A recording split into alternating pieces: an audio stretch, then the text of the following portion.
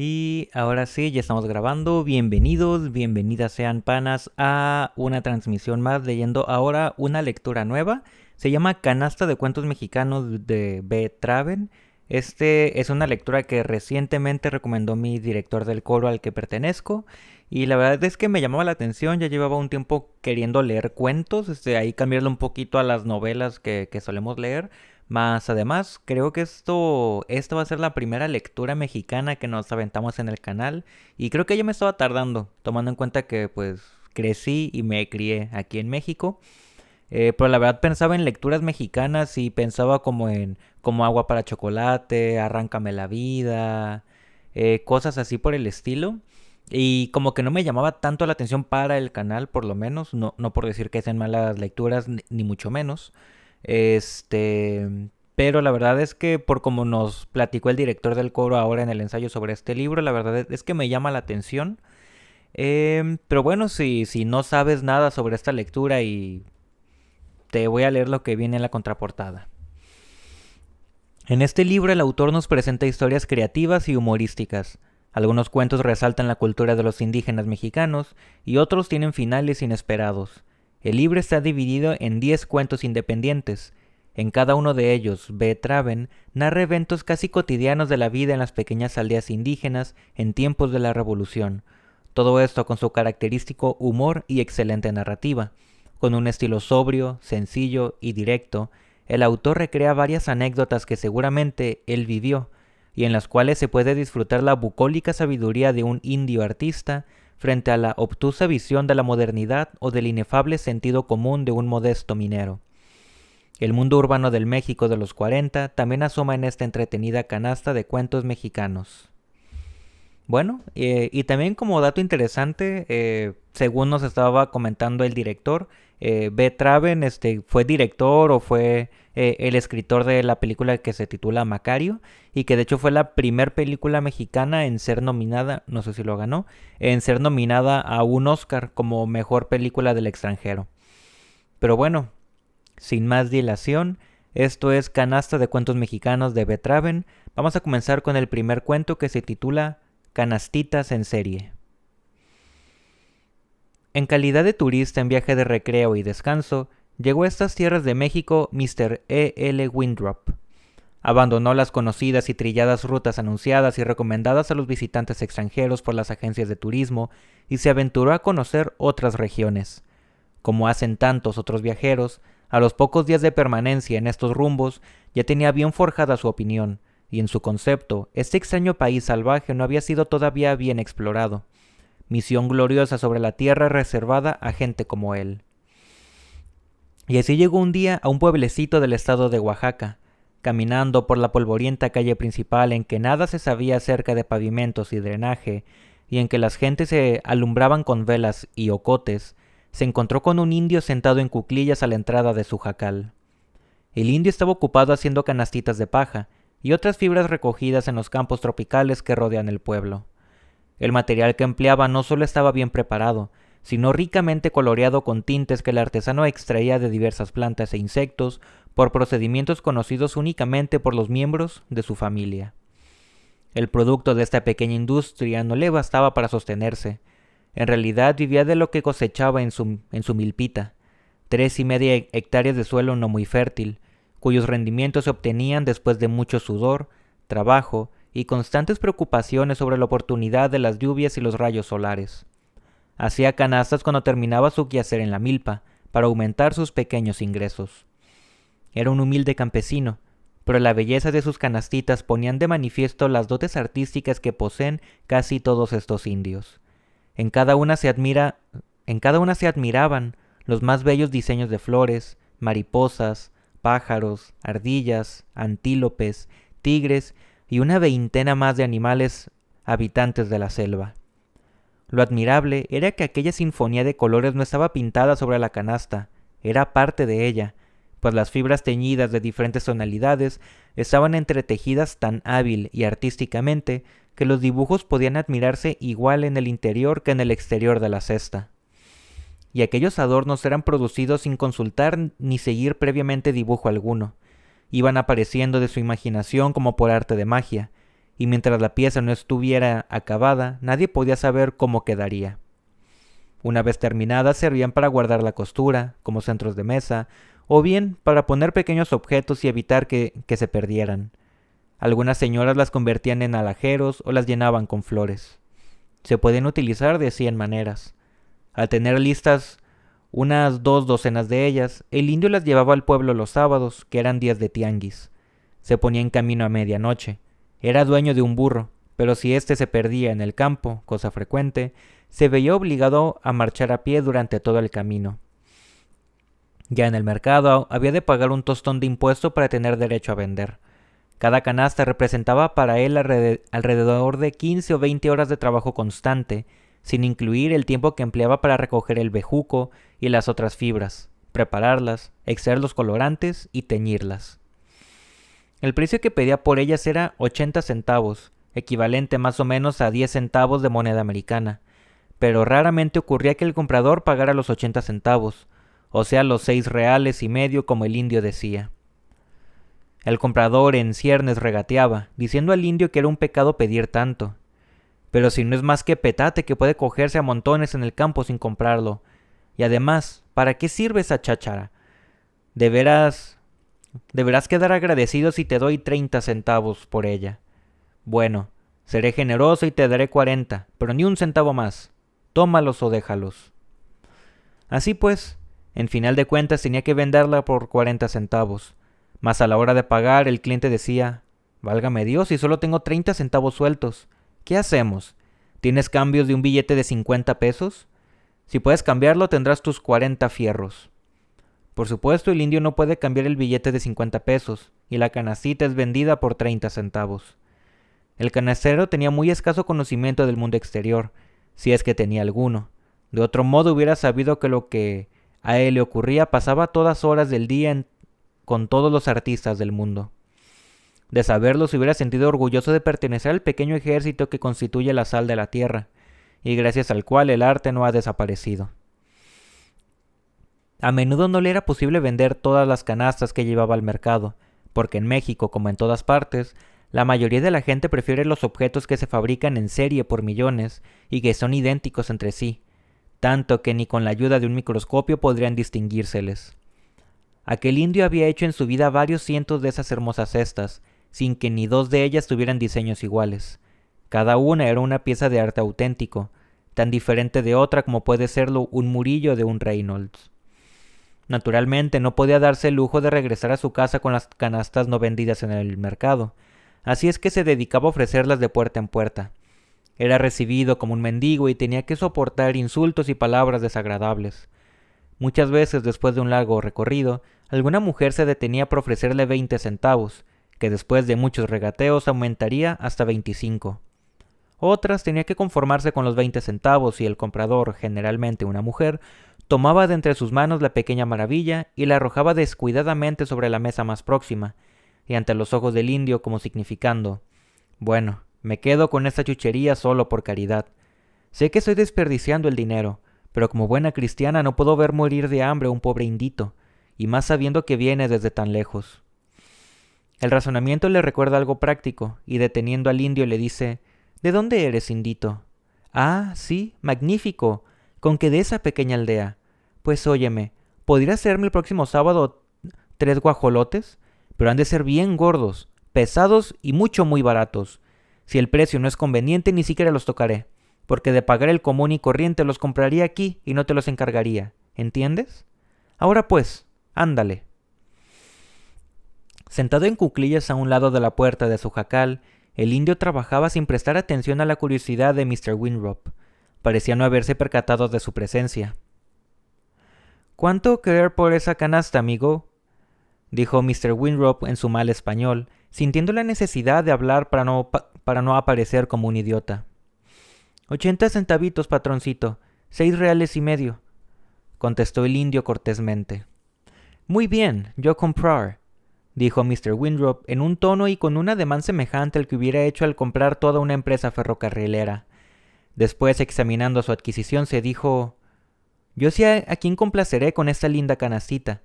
Estoy seguro de que me recompensará con un beso. Quisiera saber cómo la utilizará». Había esperado que le pidiera por lo menos 4 o 5 pesos. Cuando se dio cuenta de que el precio era tan bajo, pensó inmediatamente en las grandes posibilidades para hacer negocio que aquel miserable pueblecito indígena ofrecía para un promotor dinámico como él. Amigo, si yo comprar 10 canastas, ¿qué precio usted dará a mí? El indio vaciló durante algunos momentos, como si calculara, y finalmente dijo, si compra usted 10, se las daré a 70 centavos cada una, caballero. Muy bien, amigo. Ahora, si yo comprar un 100, ¿cuánto costar?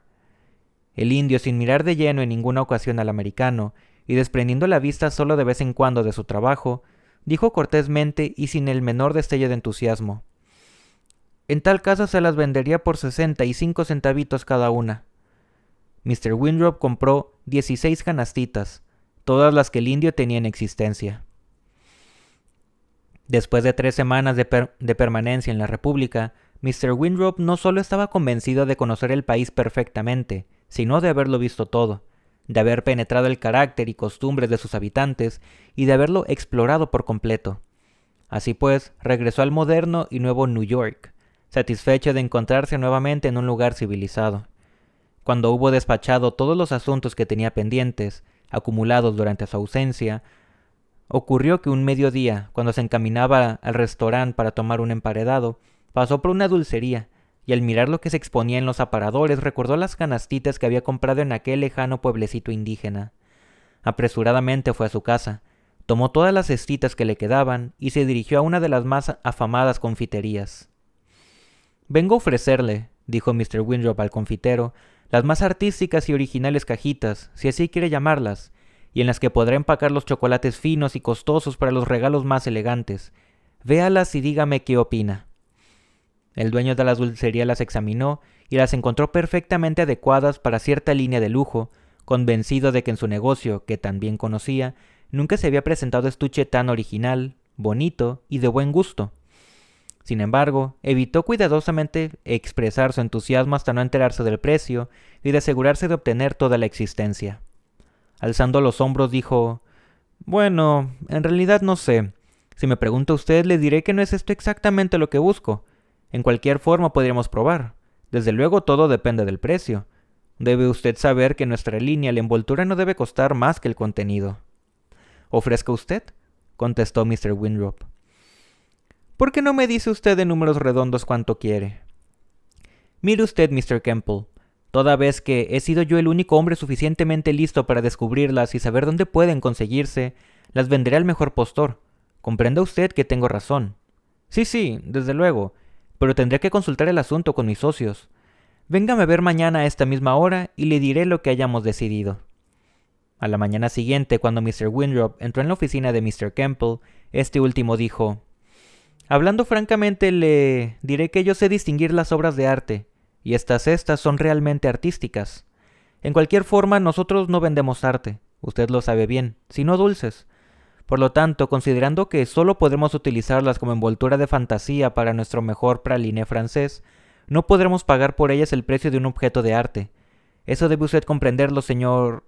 ¿Cómo dijo que se llamaba? Ah, sí, Mr. Winthrop. Pues bien, Mr. Winthrop, para mí solamente son una envoltura de alta calidad, hecha a mano, pero envoltura al fin. Y ahora le diré cuál es nuestra oferta, ya sabrá si aceptarla o no. Lo más que pagaremos por ella será $1.25 por cada una, y ni un centavo más. ¿Qué le parece? Mr. Winthrop hizo un gesto como si le hubieran golpeado a la cabeza. El confitero, interpretando mal el gesto de Mr. Winthrop, dijo rápidamente, Bueno, no hay razón para disgustarse. Tal vez podamos mejorarlo un poco. Digamos, $1.50 por pieza. Que sea $1.75, dijo Mr. Winthrop respirando profundamente y enjugándose el sudor de la frente. Vendidas. $1.75 puestas en el puerto de Nueva York. Yo pagaré los derechos al recibirlas y usted el embarque. ¿Aceptado? Aceptado, contestó Mr. Winthrop cerrando el trato. Hay una condición, agregó el confitero cuando Mr. Winthrop se disponía a salir. 1 o 200 no nos servirían de nada, ni siquiera pagarían el anuncio.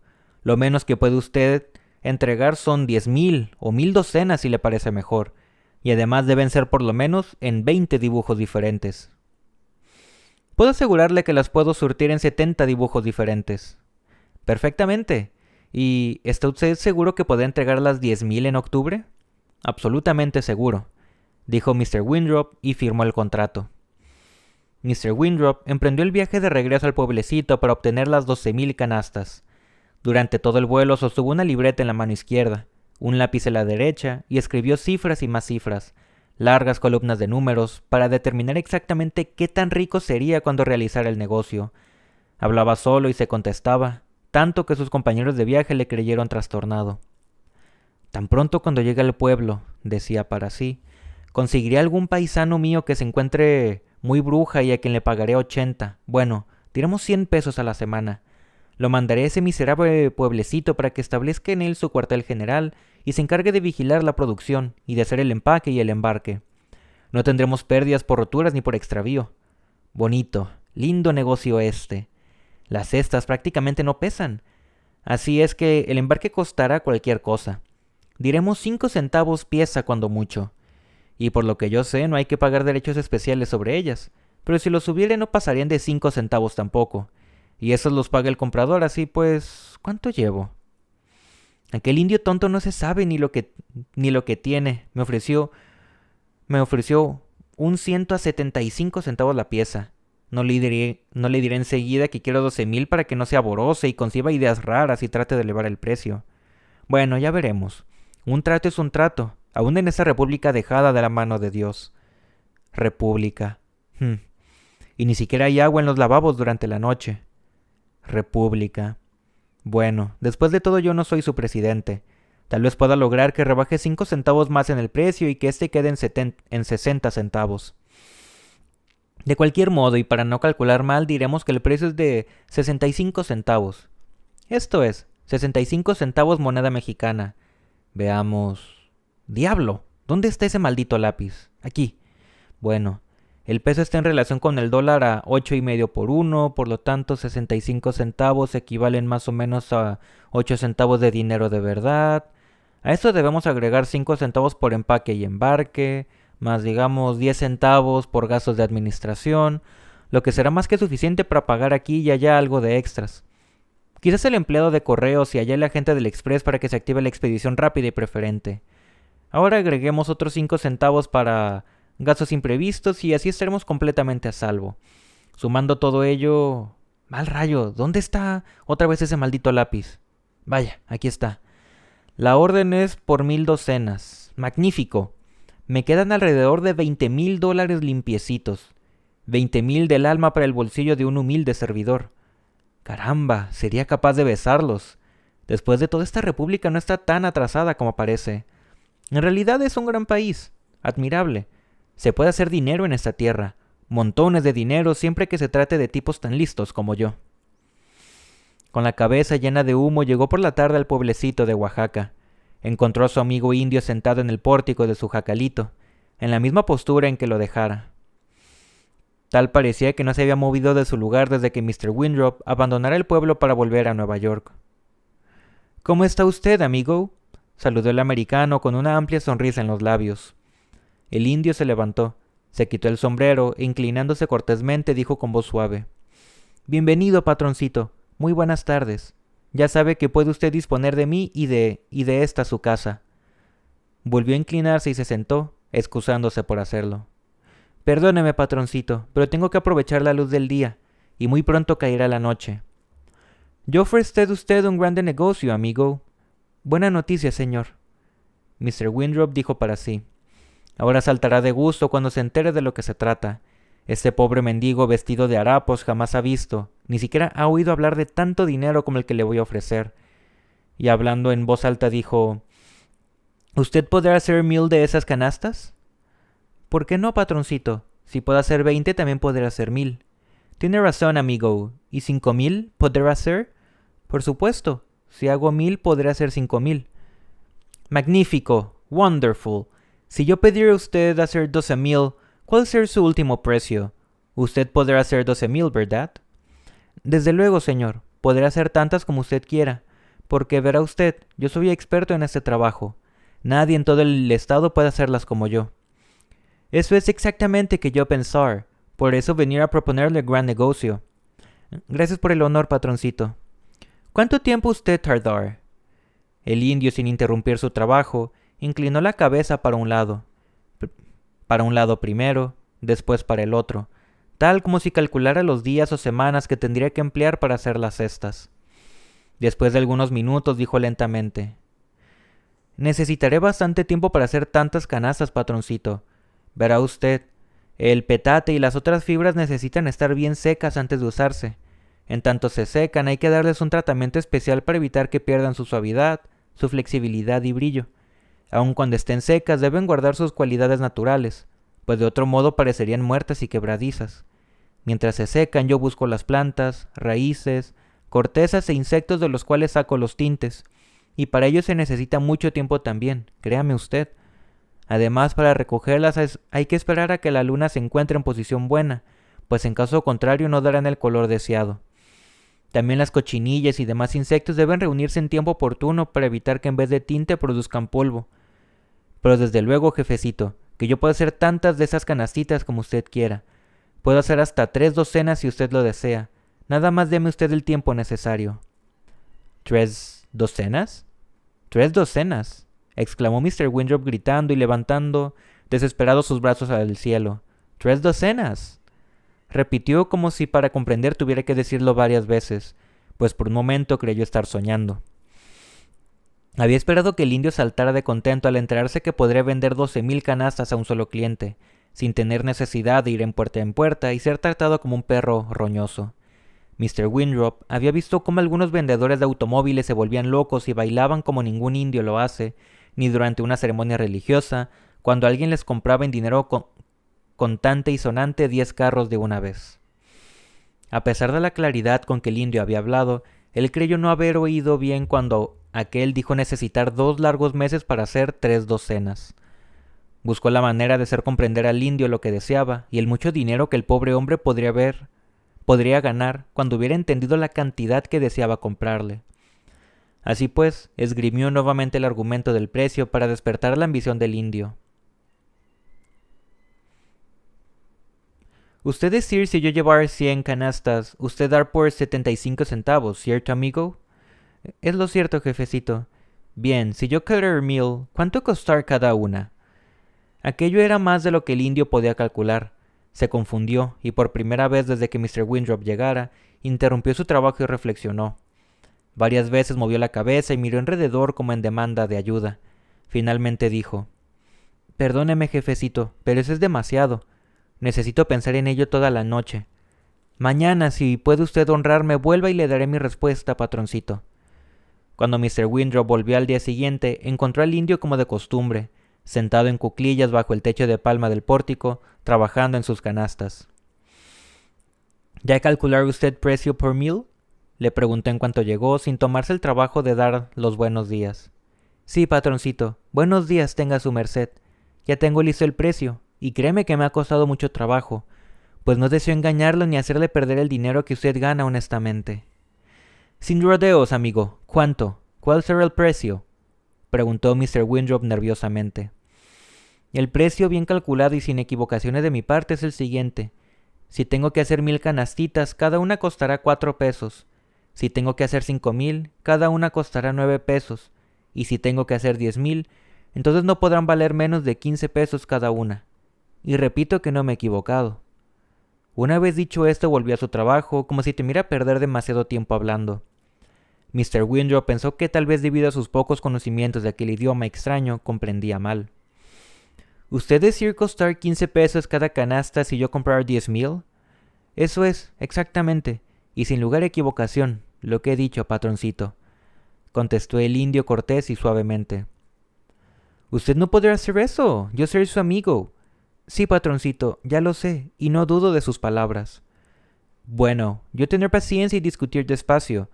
Usted decir yo comprar un 100, costar 65 centavos cada una.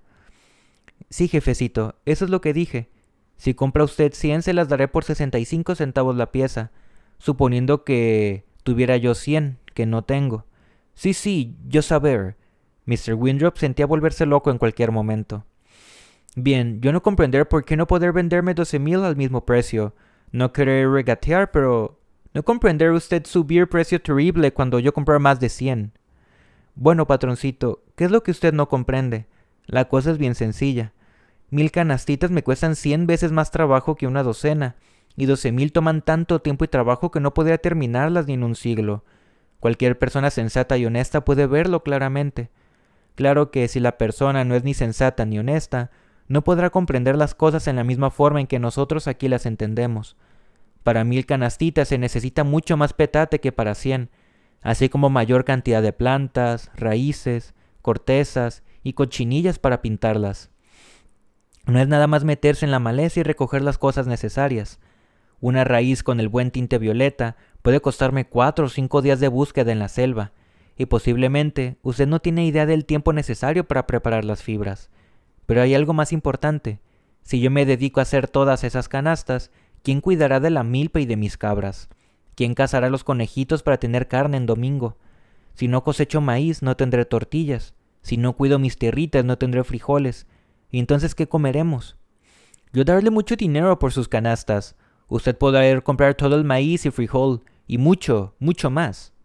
Eso es lo que usted cree, patroncito. Pero mire, de la cosecha del maíz que yo siembro puede estar seguro, pero del que cultivan otros es difícil. Supongamos que todos los otros indios se dedican, como yo, a hacer canastas. Entonces, ¿quién cuida el maíz y el frijol? Entonces tendremos que morir por falta de alimento. ¿Usted no tendrá algunos parientes aquí?, dijo Mr. Winthrop, desesperado al ver cómo se iban esfumando uno a uno sus $20,000. Casi todos los habitantes del pueblo son mis parientes. Tengo bastantes. ¿No podrán ellos cuidar su milpa y sus animales y usted hacer canastas por mí? Podrían hacerlo, patroncito, pero ¿quién cuidará entonces de las suyas y de sus cabras, si ellos se dedican a cuidar las mías? Y si les pido que me ayuden a hacer canastas para terminar más pronto, el resultado es el mismo. Nadie trabajaría las milpas, y el maíz y el frijol se pondrían por las nubes, y no podíamos comprarlos y moriríamos. Todas las cosas que necesitamos para vivir costarían tanto que me sería imposible, vendiendo las canastitas a 65 centavos cada una, comprar siquiera un grano de sal por ese precio. Ahora comprenderá usted, jefecito, por qué me es imposible vender las canastas a menos de 15 pesos cada una. Mr. Winthrop estaba a punto de estallar, pero no quiso rendirse. Habló y regateó con el indio durante horas enteras, tratando de hacerle comprender cuán rico podría ser si aprovechaba la gran oportunidad de su vida. Piense usted, hombre, oportunidad maravillosa. Fue desprendido una por una las hojas de su libreta de apuntes llenas de números. Fue desprendiendo una por una las hojas de su libreta de apuntes llenas de números, tratando de demostrar al pobre campesino que llegaría a ser el hombre más rico de la comarca. Usted sabe realmente... Usted poder tener un rollo de billetes así, con 8,000 pesos. ¿Usted comprenderá, amigo? El indio, sin contestar, miró todas aquellas notas y cifras y vio con expresión de verdadero asombro cómo Mr. Winthrop escribía con toda rapidez números y más números, multiplicando y sustrayendo, y aquello parecióle un milagro. Descubriendo un entusiasmo creciente en la mirada del indio, Mr. Winthrop malinterpretó su pensamiento y dijo: «Allí tener usted, amigo. Esta ser cantidad, usted tener si acepta el trato. 7,800 brillantes pesos de plata. Y no creer yo soy tacaño. Yo daré a usted más cuando negocio terminado. Yo regalaré a usted 1,200 pesos más. Usted tener 9,000 pesos». El indio, sin embargo, no pensaba en los miles de pesos. Suma semejante carecía de sentido para él. Lo que le había interesado era la habilidad de Mr. Winthrop para escribir cifras con la rapidez de un relámpago. Esto era lo que lo tenía maravillado. «Y ahora, ¿qué decir, amigo? Ser buena mi proposición, ¿no? Diga sí y yo darle un adelante de 500 pesos. Luego, luego». «Como dije a usted antes, patroncito, el precio es aún de 15 pesos cada una». «Pero hombre», dijo a gritos Mr. Winthrop, «this is the same price. Quiero decir, ser mismo precio. Have you been on the moon, en la luna, all the time?» «Mire, jefecito», dijo el indio sin alterarse, «es el mismo precio porque no puedo darle otro. Además, señor, hay algo que usted ignora. Tengo que hacer esas canastitas a mi manera, con canciones y trocitos de mi propia alma. Si me veo obligado a hacerlas por millares, No podré tener un pedazo del alma en cada una, ni podré poner en ellas mis canciones. Resultarían todas iguales, y eso acabaría por devorarme el corazón pedazo por pedazo. Cada una de ellas debe encerrar un trozo distinto, un cantar único de los que escucho al amanecer, cuando los pájaros comienzan a gorjear y las mariposas vienen a posarse en mis canastitas y enseñarme los lindos colores de sus alitas para que yo me inspire. Y ellas se acercan porque gustan también de los bellos tonos que mis canastitas lucen. Y ahora, jefecito, perdóneme, pero he perdido ya mucho tiempo, aun cuando ha sido un gran honor y he tenido mucho placer al escuchar la plática de un caballero tan distinguido como usted. Pero pasado mañana es día de plaza en el pueblo, y tengo que acabar las cesas para llevarlas allá. Le agradezco mucho su visita. Adiosito. Una vez de regreso en Nueva York, Mr. Winthrop, que sufría de la alta presión arterial, penetró como huracán en la oficina privada del confitero, a quien externó sus motivos para deshacer el contrato explicándole furioso: «Al diablo con esos condenados indios, no comprende nada, no se puede tratar negocio alguno con ellos. Créame, no tienen remedio ni ellos ni ese país tan raro. Lo que me sorprende es que vivan, que puedan seguir viviendo en semejantes condiciones. No hay esperanzas para ellos, ni las habrá en muchos siglos. De veras, yo sé de qué hablo». Nueva York no fue pues saturada de estas bellas y excelentes obras de arte, y así se evitó que en los botes de basura americanos aparecieran sucias y despreciadas las policromadas canastitas tejidas con poemas no cantados, con pedacitos de alma y gotas de sangre del corazón de un indio mexicano.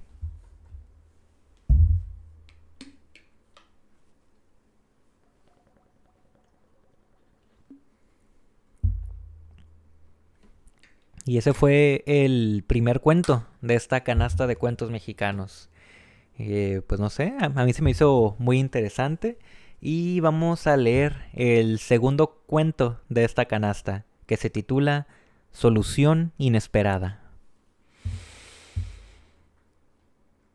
A los escasos 2 meses de casado, Regino Borrego tuvo la sensación de que algo faltaba en su nueva vida. No podía precisar lo que aquello era, y a sus amigos explicaba la situación diciéndoles que encontraba la vida matrimonial aburrida y contraria a lo que había esperado. Pero eso no era todo. Algunos meses después las cosas fueron empeorando, porque Manola, su mujer, no obstante que todavía no cumplía 20 años, se había vuelto malhumorienta y extremadamente regañona. Nadie, al ver a aquella mujer joven y bonita, habría podido creer semejante cosa. Regino se esforzaba por complacerla, pero todo era inútil. Ella siempre tenía alguna crítica que hacer de él. Cuando no era el traje, la forma del cuello de las camisas que compraba, el color del calzado, su manera de comer o el modo de jugar a la baraja. Todo lo que hacía le parecía mal y juzgaba tonto cuanto decía. Un día ella le dijo: «Qué fastidio vivir contigo. Cuando me casé creí que tenías 22 años, pero ahora sé que estaba tan equivocada como tu acta de nacimiento. Te portas como si tuvieras 60 o más, 80 años». Recalcando las palabras, él contestó: «Pues yo ya estoy harto de ti y de tu constante repelar. Si tú crees que yo parezco de 80, tú debes de tener 90. Durante las horas de trabajo en la tienda me siento enteramente feliz, pero no hago más que llegar a casa y sentirme extraño. Peor aún, como si fuera tu mozo». «Ni eso podría ser», repuso ella haciendo un gesto avinagrado. Guadalupe Zorro, la madre de Manola, enfermó. Se había ido a residir a Los Ángeles cuando su hija casó. Hacía 5 años que era viuda, y sintiéndose aún joven y atractiva, quiso vivir independientemente, tratando de obtener de la vida lo que una mujer menor de 40 y con posibilidades puede esperar cuando no se tienen prejuicios ni temor a nada. Pero la razón principal por la cual había cambiado de ciudad era porque no deseaba que la trataran como a suegra. Odiaba a la suegra sobre todas las cosas, porque había tenido que sufrir a uno de los peores especímenes. Pero la alegre señora se encontraba enferma, y telegrafió a su hija para que le ayudara a no morir. En los últimos tiempos había encontrado la vida tan risueña y agradable que se negaba a renunciar a ella, pues sabía que aún le restaban muchos años buenos. Manola tomó el primer avión para Los Ángeles, y cuando la muerte la vio llegar regañando a su madre por no haberse cuidado debidamente, echó a correr y no volvió a vérsele por los alrededores.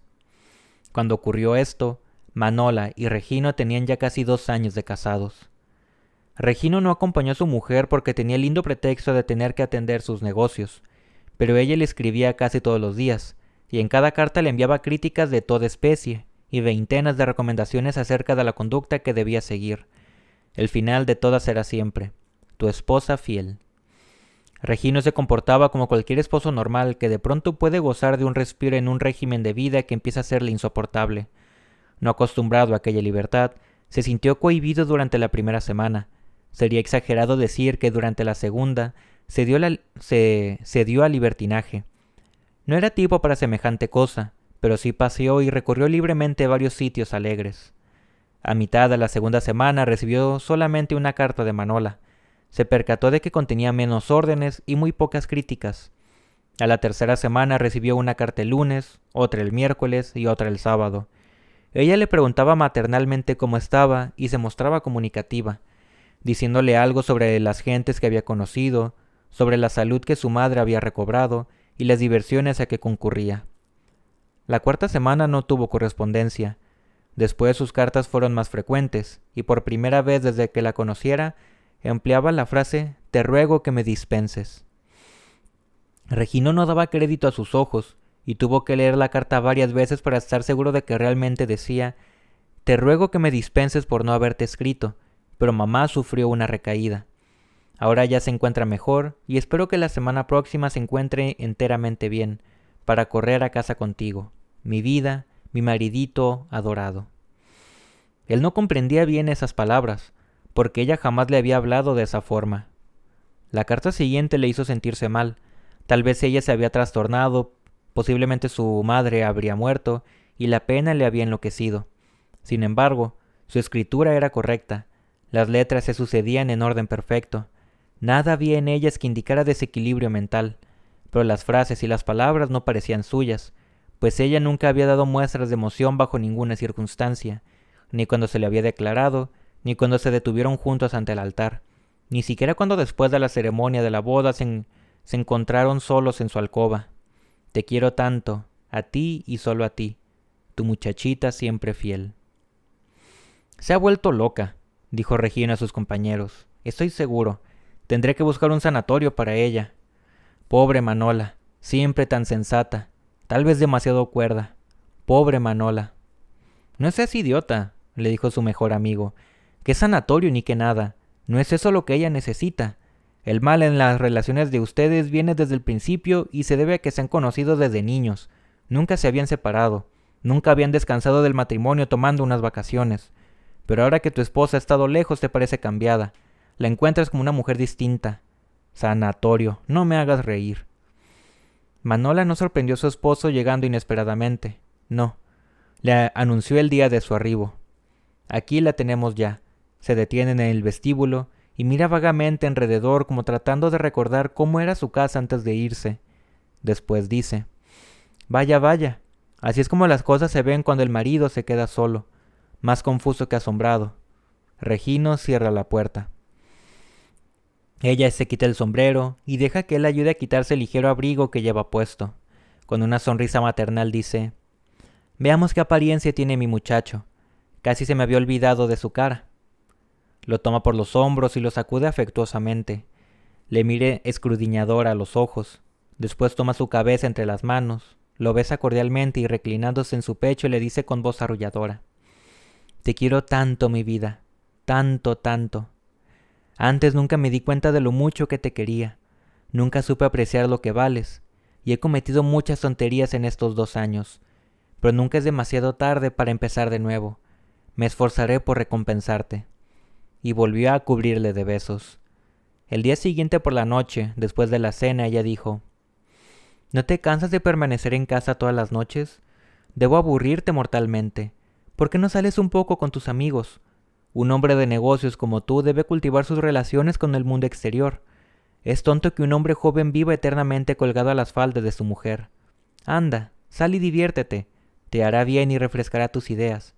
Ve tranquilo que yo te esperaré. Mientras se vestía, se la quedó mirando y le dijo: Tu madre debe ser una mujer admirable. ¿Cómo dices?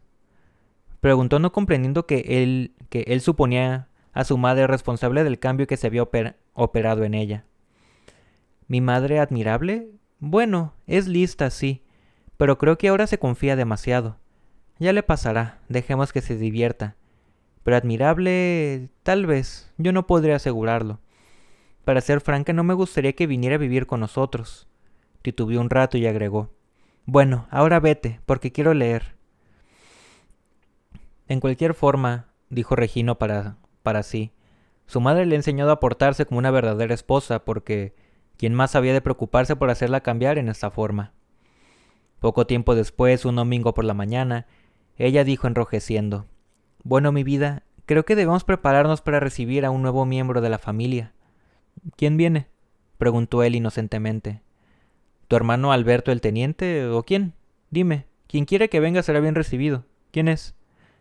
No, dijo ella tratando de ocultar la cara. No se trata de eso. Y sonriendo agregó: Te equivocas, tonto, cabeza de chorlito. Me refiero a un nuevo miembro de nuestra familia, tuyo y mío. Entonces comprendió. Hasta Adán hubiera comprendido mirando aquella cara encendida y sonriente. Fue un niño. Su padre podía enorgullecerse de él y lo hacía. Se portaba como si nunca hubiera habido otro padre bajo el sol antes que él. Durante los 23 años siguientes, el muchacho hizo cuanto pudo porque sus padres fueran tal vez más felices aún que en los meses que precedieron a su nacimiento. Regino y Manola habían llegado a ser la pareja legendaria a menudo citada como ejemplo de que el matrimonio no es siempre un fracaso.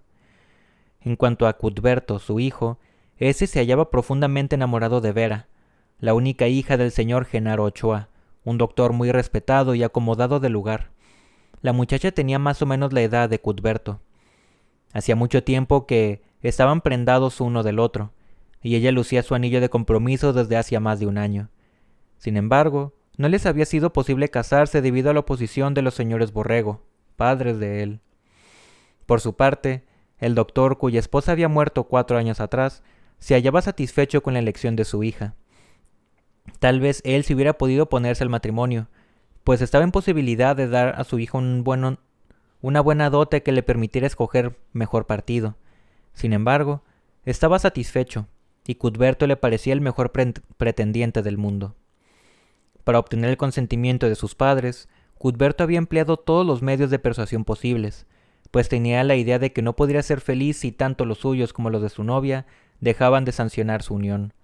No obstante esto, con sus amigos íntimos se jactaba de tener ideas muy modernistas, y algunas veces platicando con ellos, hasta habíase atrevido a sugerirles que se casaran a prueba, aun cuando él nunca lo hubiera hecho tratándose de Vera. Había algo más que considerar desde el punto de vista práctico. Cuthberto era cajero de una de las sucursales del banco más importante de la República, y le habían prometido ascenderlo a gerente. Por lo tanto, el porvenir era brillante para un hombre de su edad. Pero el banco exigía como requisito indispensable que todos sus gerentes fueran casados. Cuthberto era ambicioso, y el doctor también deseaba ver a su futuro yerno en buena posición, pero cuando aquel acudía a sus padres, todas sus esperanzas caían por tierra. «Puedes casarte con cualquier otra», decía Regino. «Te prometo no poner la menor objeción, pero desapruebo en absoluto tu unión con la muchacha Ochoa». «Bien, pero dame una razón siquiera por la que no desees que me case con ella. ¿No es bonita?» «Más que bonita, es una belleza. ¿Sabes algo malo acerca de su conducta? Es un modelo de chica. ¿Les ha hecho algún daño a ti o a mamá o a alguna persona en el mundo?» «No que yo sepa, y si alguien se atreviera a decirlo le rompería la boca». «Bien, entonces ¿cuál es el motivo?» «Simplemente no quiero que te cases con esa muchacha. Eso es todo. Tienes que quitártela del pensamiento». Y si Cuthberto acudía a su madre, ésta le decía: «No puedes casarte con Vera. Nada tengo que decir en su contra. Es una criatura encantadora. Pero no puedes casarte con ella. No te conviene. Olvídala. Hay muchas otras. A cualquiera otra que elijas la recibiré con los brazos abiertos. Pero a Vera no. Tu padre tiene razón». Cuando las cosas llegaron a ese extremo, el señor Ochoa salió en su ayuda. «Yo hablaré con tu padre», dijo. «Es un burro testarudo, y así se lo diré. Pienso que tal vez haya elegido alguna otra novia para ti, pero no lo creo, ¿verdad?» «Desde luego que no. De ser así hace tiempo que me lo habría dicho. Bueno, iré a verlo». El señor Ochoa visitó al señor Borrego y hablaron sobre el asunto. «Dígame», empezó Ochoa, ¿Es que mi hija no le parece lo suficiente buena para su hijo? Me gustaría oír su opinión. Hable. Borrego se confundió y todo cuanto pudo decir fue: Yo nunca he dicho que la hija de usted no sea buena para mi muchacho, ni que sea inculta, ya que la graduaron con todos los honores y tiene mejor educación que la que hemos podido dar a nuestro hijo. Así que por lo que a eso se refiere no hay crítica que hacer. Bueno, entonces, ¿cuál es el motivo?, dijo el doctor excitado y enrojecido. Tal vez no tiene suficiente dinero, ¿eh? Dígamelo, es lo único que espero. No puedo explicarle, Genaro Ochoa, eso es todo, y no daré mi consentimiento porque me desagrada esa unión. Regino Borrego se puso en pie y dio unas palmaditas en el hombro a Genaro Ochoa. Este gritó furioso: No me toque si no quiere que lo haga a pedazos. Y usted, dijo volviéndose a Manola, que acudía asustada por sus gritos. ¿Y usted qué tiene que decir? Contésteme. Estoy de acuerdo con mi esposo, dijo con calma. Ahora oigan, dijo Ochoa amenazándolos con el puño. Estoy harto de su necedad. Los muchachos se casarán y serán felices aún sin sus bendiciones, porque las gentes como ustedes nada valen. La pareja recibirá 2 veces, 100 veces, mis bendiciones, y serán más felices a pesar de la posición de ustedes, y tal vez justamente por ella. Dicho esto, el señor Ochoa salió dando un portazo que hizo temblar toda la casa. Aquella noche, cuando Cuthberto llegó a la casa, dijo: Bueno, el próximo sábado al mediodía nos casamos. Hemos fijado esa fecha definitivamente. No la aplazaremos más. No esperaremos. No deseamos esperar más. Quedan cordialmente invitados por mí, por Vera y por don Genaro. Nos complacería mucho que fueran. Si no van, será muy duro para mí. Pero yo he hecho cuanto he podido. Buenas noches. Dejó la estancia y marchó a su cuarto. La pieza quedó extrañadamente silenciosa. Después de meditar un rato, Manola dijo: Lo que no comprendo es por qué tú también te opones. Nunca me diste la razón de ello. Nada puedes decir en contra de esa chica. ¿O tienes algo que reprocharle? Tal vez los reproches puedas hacerlos tú, dijo Regina nerviosamente. Nunca dije semejante cosa. Lo único que he dicho es que tengo el presentimiento de que ese casamiento no podrá realizarse nunca. Eso es exactamente lo que yo pienso. Él guardó silencio. Después se levantó de su asiento y empezó a pasearse por la estancia. Finalmente se paró enfrente de Manola y dijo: Tendré que decírselo al muchacho. Tendré que decírselo. No me queda otro remedio. Dios mío. ¿Qué es lo que tienes que decirle?, preguntó ella ansiosamente. Que no puede casarse con su hermana.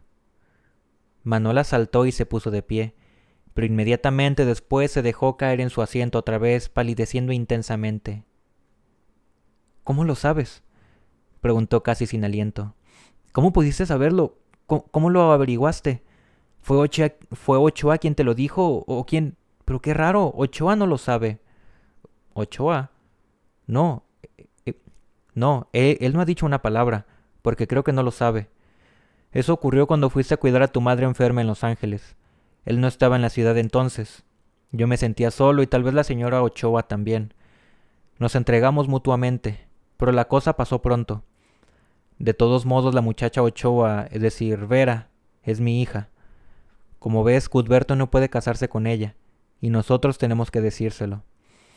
El asunto me trae loco, desesperado.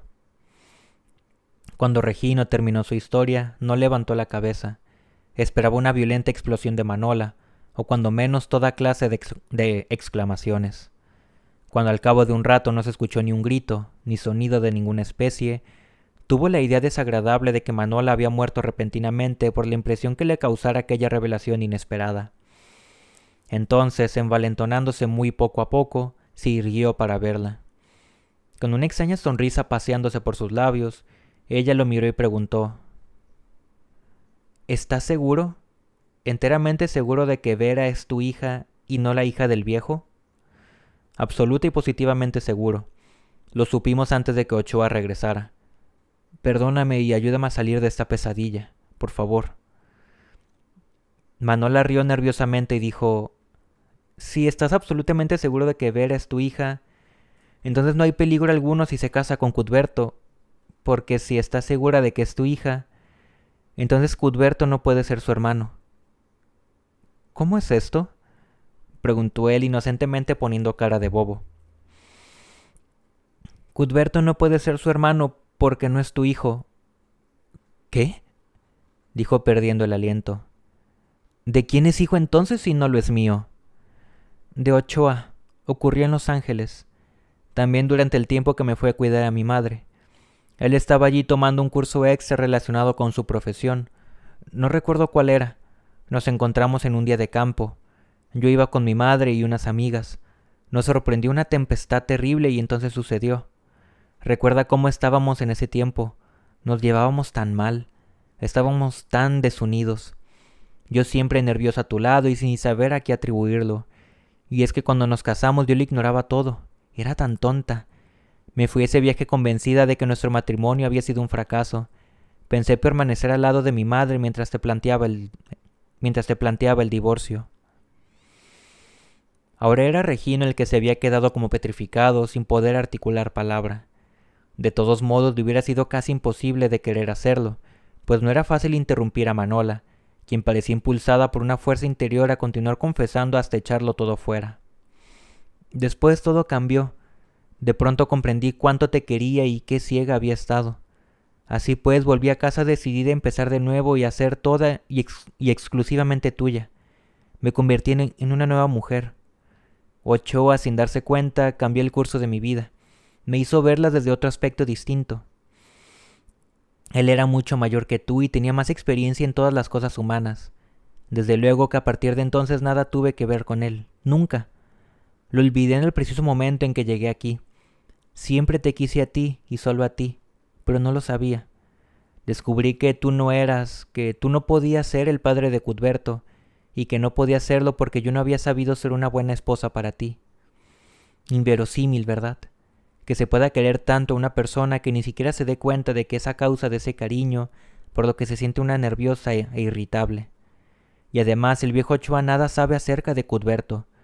Nunca le dije una sola palabra de ello, porque hubiera sido complicar las cosas. Bueno, esa es toda la verdad. Él se la quedó mirando estupefacto largo rato sin decir palabra.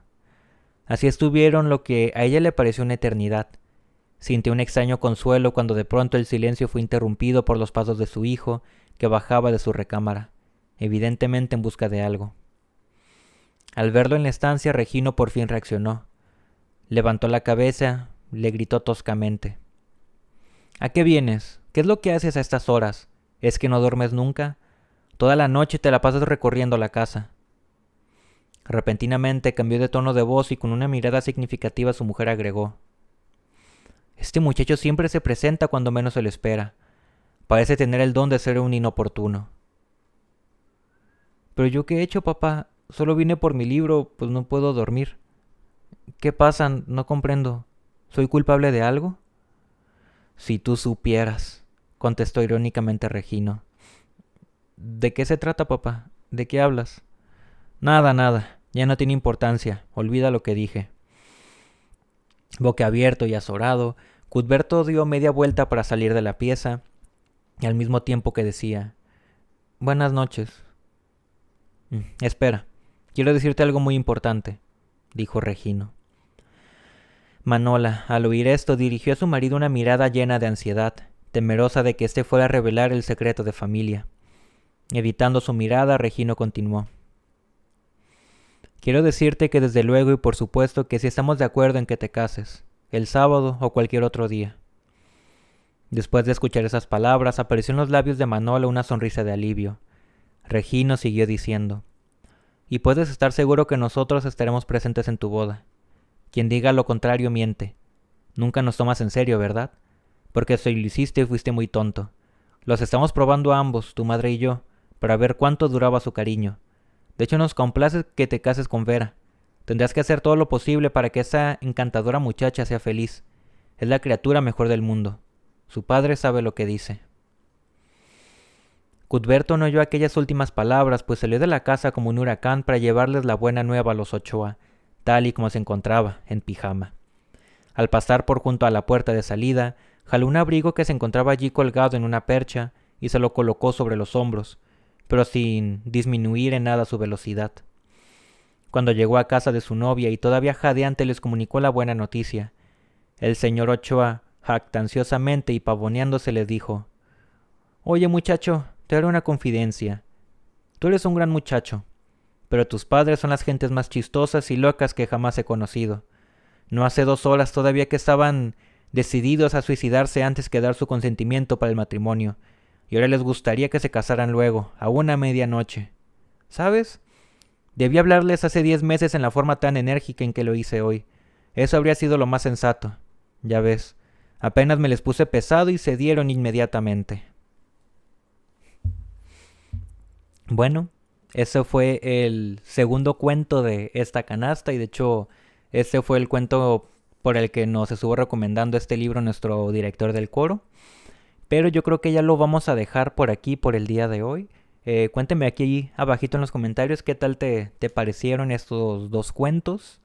Y si te está gustando esta canasta de cuentos mexicanos, te invito a que le des like, a que te suscribas para que no te pierdas de los siguientes cuentos que se vienen en el futuro. A compartirlos si tú tienes algún amigo mexicano o conoces alguna persona que tú creas que pueda disfrutar de estas historias. Pero pues nada, nos estaremos viendo en el siguiente directo. Adiós.